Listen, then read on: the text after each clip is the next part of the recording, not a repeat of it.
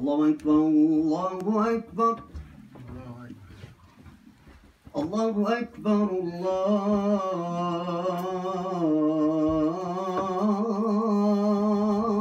الله أكبر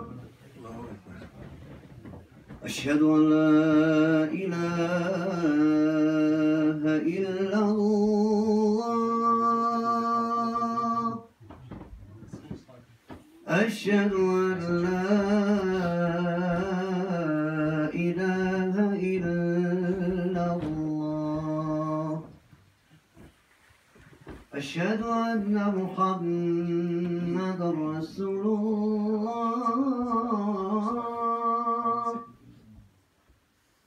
أشهد أن محمدا رسول الله There is car, Volkswagen Silver. حي على الصلاة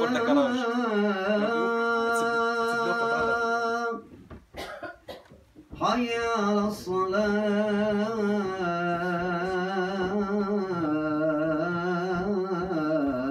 الصلاة حي على الفلاح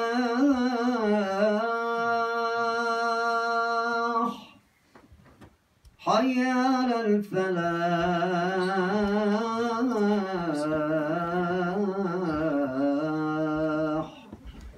الله أكبر الله أكبر لا إله إلا الله إلا الله محمد رسول الله صلى الله عليه وسلم. يا سيدنا ملك الشيطان أعوذ بالله من الشيطان الرجيم بسم الله الرحمن الرحيم الحمد لله الحمد لله الحمد لله الذي هدانا لهذا وما كنا لنهتدي لولا أن هدانا الله وما توفيقي ولا اعتمادي إلا على الله عليه توكلت وإليه أنيب أشهد أن لا إله إلا الله وحده لا شريك له ولا نذير له ولا مثيل له شهادة موصلة إلى دار القرار ونشهد أن سيدنا ومولانا محمدا عبده وحبيبه ورسوله أرسله الله تعالى رحمة للعالمين صلى الله تعالى عليه وعلى آله وأولاده وأزواجه وأصحابه وأتباعه وخلفاء الراشدين المهديين من بعد ووزراء الكاملين في عهده خصوصا منهم على الأئمة خلفاء رسول الله على التحقيق أمراء المؤمنين حضرة أبي بكر وعمر وعثمان وعلي ذو القدر الجليل وعلى بقية أصحابه وتابعين رضوان الله تعالى عليهم أجمعين. يا أيها المؤمنون الحاضرون اتقوا الله تعالى وأطيعوه إن الله مع الذين اتقوا والذين هم محسنون. قال الله سبحانه وتعالى في كتابه منزل النبي المرسل وما خلقت الجن والإنس إلا ليعبدون ما أريد منهم من رزق وما أريد أن يطعمون إن الله هو الرزاق ذو القوة المتين. آمن بالله صدق الله العظيم. أيها المؤمنون. Anyone can translate because Muhammad Bari is not here. With them. Oh. Who doesn't understand English?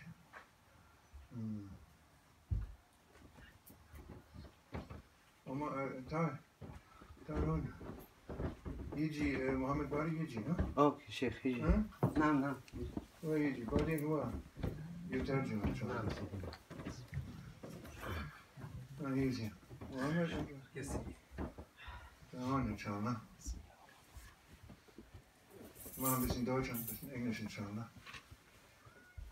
Wir sagen, Ayyuhal Mu'minun, O believers, this is a holy time now, because it's Dhul Hijj, it's a month of Hajj, and it's a special time, and anyone who had the niyat to go for Hajj also will be accepted, inshallah, as a thawab or as a result that he make actually Hajj, he will get also, inshallah, when he has a sincere niyat for that. And on Sunday, there is people, they go to Mina to prepare. They are staying in Mina and to go to Arafat on Monday. Monday is Arafat. Is a big place. All the millions, they are gathering there for Allah subhanahu wa ta'ala.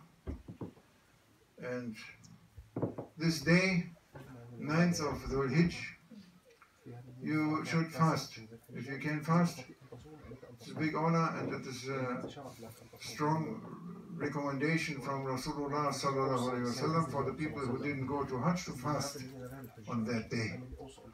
Also, if you can, according to your capacity, you may fast 8 also, 8 and 9 if you can. It's not a fard, but it is a strong recommendation.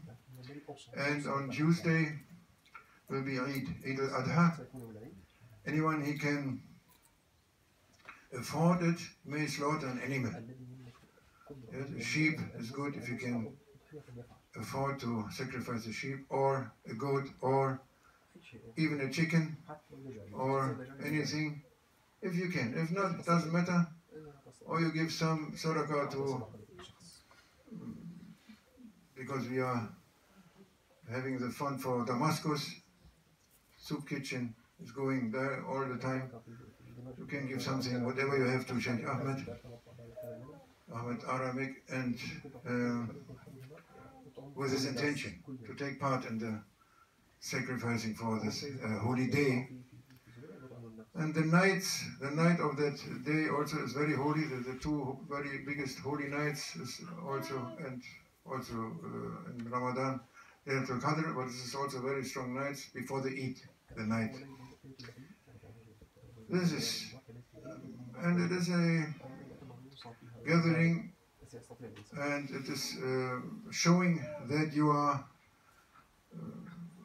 all the Hajis, they have the ihram, the two parts, two dressings, two things they put on, and all the other things, they are out of them. That means they have nothing to do with the world. It's a cutting off from the world, actually, to be only with their Lord, to reunite with their Lord, and for these days, and not to be with this world, with desires of this world. That is our main reason to live here on this earth, to manifest the will of Allah Almighty, and He created us for this reason, to be with Him, to learn from Him, and to be with Him always, in this world and the next world. That is a believer. That is what a believer believes. And this is good for him, and that is a blessing for him, and it means all the happiness comes from that. As much as we are connecting ourselves with this world, our heart with this world, it's not good for us. As much as we connect our heart with Allah, it's good for us, because the heart belongs to Allah. Everything belongs to Allah. We are saying it, Malik al-Mulk, Allah subhanahu wa ta'ala. He is the owner of everything. Not only your heart, also your body. You think you think it is for you. You are the owner of your body.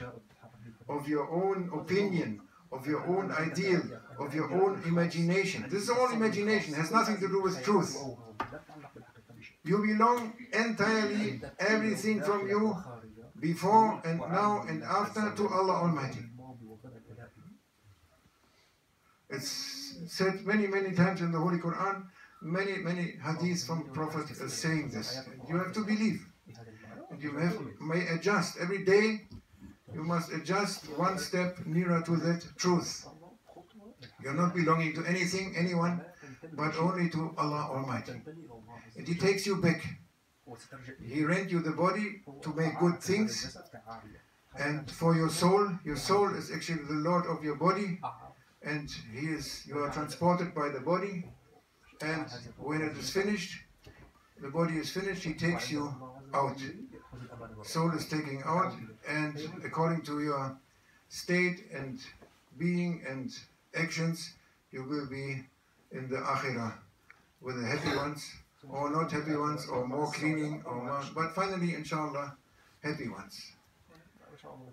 That is the symbol for Hajj, and we have to, as much as you can be in your heart in these holy days, also with them, can pray for them and be with them with your heart. It is good for you, and you will take benefit and the blessings and the thawab of awliyas who are there now at the moment. Sheikh Mehmet also there, Sheikh Muhammad, and so many people, and they hope, and we all hope that Mahdi alayhi salam may be appearing. If Allah wants. It is written, maybe. Oh, meine Brüder und Schwestern, das ist eine heilige Zeit jetzt, Dhul-Hijj, dem Monat der Hajj. Und am Sonntag ist der Tag, wo die Hajjis alle nach Mina ziehen, um sich vorzubereiten, ihren Aufenthalt in Mina, und dann weiterzugehen am 9. Dhul-Hijj, am Montag, zu der Ebene Arafat, wo sich alle versammeln. Ja, den Tag in Arafat verbringen. Der Prophet hat gesagt, sallallahu alaihi wasallam, Hajj al-Arafat. Ja, wer andere Sachen nicht schafft, aufgrund von Umständen, widrigen Umständen, aber ein Haji muss in Arafat sein an dem Tag, dann ist seine Hajj, kann sie gültig sein, dann ist sie gültig, inshallah. Und wer kann, wer soll fasten an diesem Montag? An diesem Montag,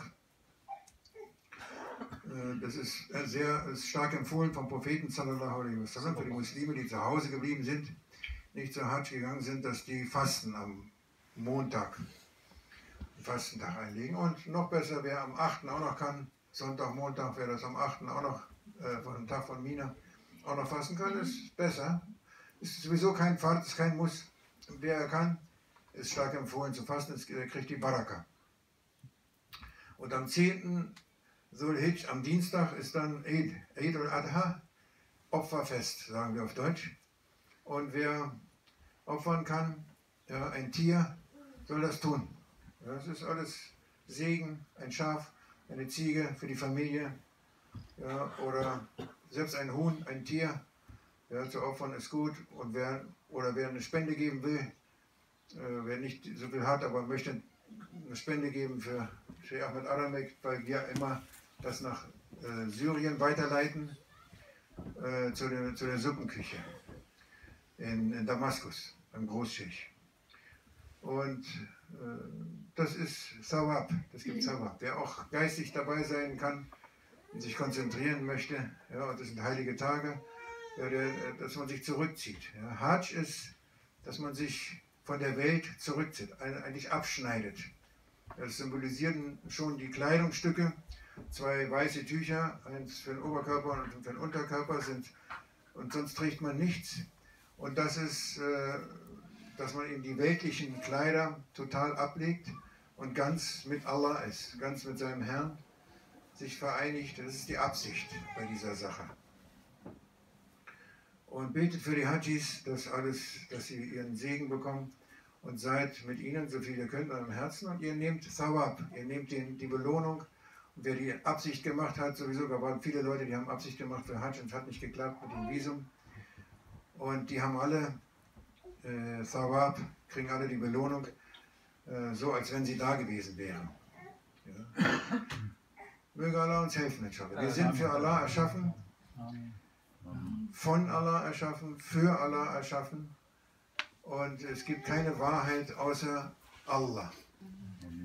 Das ist die Wahrheit. Der Rest, dieses La ilaha illallah, La ilaha, darunter fallen alle Vorstellungen, Ideen, zum Beispiel die Idee und der stille Glauben des Egos, dass es selbst existiert, dass du selber existierst und selber alles selber entscheiden kannst. Und doch gehörst du total und ganz in Gänze Allah subhanahu wa ta'ala. Ja, das steht im Koran und überall, Malik al-Mulk, ja, er ist der König des Königreichs, alles gehört ihm. Yusabbihu lahu ma fi samawati wal ard wa huwa azizul hakim. Ja, der alles lobt ihn auch. Ja, von den kleinsten Teilchen, kleinsten Atomen, noch kleiner als Atome, wenn du ein Atom nochmal teilst, unendlich teilst, bis zum Nichts. Alles, was man Existenz nennen könnte, im Universum, Schöpfung nennen könnte, alles gehört Allah. Es ist nichts, was nicht Allah gehört. Wie kann es anders sein, wenn er der Schöpfer ist? Also sag nicht, ich gehöre mir selber, ich kann selber bestimmen. Ja? Du bist verpflichtet, deinen Körper gesund zu halten, körperlich, das ist das wichtigste Gut, deine Gesundheit. Und du wirst diesen Körper abgeben. Und Allah fragt dich, was hast du damit gemacht? Ja, dein Körper, der ist nur der Träger deiner Seele. Ja, damit du in dieser Welt, damit Allah sich in dieser Welt manifestiert. Er manifestiert sich überall, ständig und ununterbrochen. Am meisten, am stärksten und am schönsten für uns und am intensivsten und am nächsten und am höchst geehrten im Menschen. Ja, der Mensch ist der am meisten Allah repräsentiert. Deswegen nennt man ihn auch Khalifatullah. Ja, den Vertreter Gottes, den Stellvertreter Gottes auf Erden. Das ist der Mensch. Ja, weil er ist am nächsten. So hat Allah es erschaffen, so ist sein Wille. Ja, und so ist unser Glaube. Und der Glaube, der wird stärker durch dein Tun. Ja, du musst die Verbindung aufbauen. Die Verbindung ist wichtig. Auch wenn du noch nichts fühlst, ja, du wirst etwas fühlen. Es kommt immer mehr, immer mehr, immer mehr. Die Frage ist die Frage nach der Geduld. Ja, wir müssen Geduld, Dankbarkeit und Geduld. Das sind die beiden zwei Standbeine. Möge Allah uns helfen, inshallah, in dieser Zeit. Und viele Heilige sind jetzt dort, versammeln sich in Arafat, Sichtbare und Unsichtbare. Und wir hoffen auch, und Sheikh Mehmet hat auch gesagt, er hofft auch, dass Sayyidina Mehdi a.s.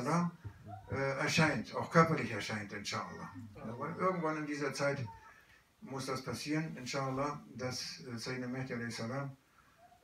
Auftaucht. Und das ist eine sehr gute Nachricht, wenn das so sein soll. Und geistig ist er schon viele, viele Jahre immer auf der Hajj, hat Maulana Sheikh Nazim immer gesagt, und ist die Versammlung, die sichtbare und die unsichtbare Versammlung in Arafat. Möge Allah uns helfen, inshallah, unser Herzen zu bewahren. Ja, mach jeden Tag Dua, Bittgebete, dass Allah Shaitan und die Dunya und Hawa und das Ego, ja, von unseren Herzen fernhält und uns schützt, unser Herzen schützt, inshallah. Make dua every day that Allah protects our hearts from Dunya, Hawa, Ego and Shaitan. And so that you are free. You must be free. You are born to be free. People, they are slaves from their ego. 100%. Ego is saying what you want and you follow your ego. That is 100% slavery. Only slavery. All this freedom from Shaitan, from north to south and east to west is all 100% slavery from the ego. Nothing else. Under the name freedom, freedom, freedom. It's a totally slavery. You are totally slave. Only time when you are not slave is when you make rabita with the sheikh. Because you cheat yourself also. Make the rabita with the sheikh, connect with him, then you have the, keep him at your side. Say, my heart is with my sheikh. When I pray, when I do anything, always I call to my sheikh. to be with him, so that I have the chance, the taste and the chance to be on the right path and with him and not with my ego. That if you are with the Sheikh, you are with the Prophet. If you are with the Prophet, you are with Allah. But it goes for the Sheikh. It's adab. Don't say I am with Allah. I don't need anyone. It's wrong. Don't say also for the Prophet. He is also too big for you. Unimaginably big and great. Sallallahu Alaihi Wasallam. Go to your Sheikh. Die in your Sheikh. Be with your Sheikh. He will lead you to Prophet. Seid mit dem Sheikh. Ist sehr wichtig. Wir sind 100% Sklaven von unserem Ego. Ja, alles wird nach dem Wohlwollen, Wohlbefinden und wohlig und dies und das und Dunya die ganze Zeit ununterbrochen immer Ego befiehlt und du folgst. 100%ige Sklaverei vom Ego. Leute sagen, sie sind frei. Wir wollen frei sein. Ich will Selbstbestimmung, Selbstbestimmungsrecht, Emanzipation. Ich weiß nicht, was für ein Blödsinn, was für dumme Ideen die Leute bringen. Unwissenderweise. Und sie sind folgen 100%ig ihrem Ego, sind Sklaven ihrer Ego-Gefühle, ihrer Ego-Diktation. Nie frei. Freiheit ist zu dienen.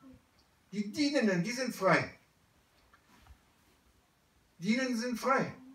Er macht dich frei, macht dich glücklich, macht dich weit, macht dich ohne Grenzen, gibt dir alles, was du und darüber hinaus, völlig über diese Welt hinaus, in die Ewigkeit. Das ist Freiheit. Und die ganze Welt ist jetzt unter dem Joch vom Ego und Shaitan lehrt sie dazu. Und sie sagen Freiheit, unter diesem Freiheit, Freiheit, Freiheit, wir wollen die Freiheit. Freiheit von deinem Ego, nichts weiter, es ist ja ganz leicht. Die diskutieren im Arte-Fernsehen über den Koran, stundenlang, habe ich gesehen, die Nächte jetzt, und Jesus der Islam und dies und das, alles, und große Gelehrte, Doktoren, Professoren, Muslime dabei, von arabischen Ländern. Sagt der eine, as a Muslim, I believe that the Quran is the word of God, but as a historian, I have very different approach. Yeah, very different approach. There, he's saying he must be schizophrenic. Excuse me, Doctor, but you are schizophrenic. Das sind schizophrene Typen, die müssen eigentlich in die Klapse. Die sitzen da und reden ganz schlau, mit schlauem Ausdruck. Und Professor, was sagen Sie? Soll ich 110 anrufen, Herr Doktor? Oder? Ist alles klar? Als Muslim glaube ich das Wort des Gottes und als Historiker, wer bist du denn? Ja, nachts, wenn ich schlafe, bin ich Muslim. Wenn ich aufwache, bin ich wieder Historiker. So geht es stundenlang. Unglaube wird dir präsentiert unter intellektuellen Vorwänden. Yes, it is it's a pitiful state. Only thing is your belief. It is all what you have. Stick to it. Be with it. Be with your Sheikh. Directly. Seid mit dem Sheikh. Ihr müsst die Verbindung haben. Ihr könnt eurem Ego nicht trauen. Ego, wenn du sagst, ja, ich habe den Sheikh, aber jetzt ist es mal egal, jetzt machen wir mal lila Pause, bist du schon mit Shaitan. Auch deine frommen Handlungen, ja, ohne Rabita, sehr fragwürdig. Sehr fragwürdig.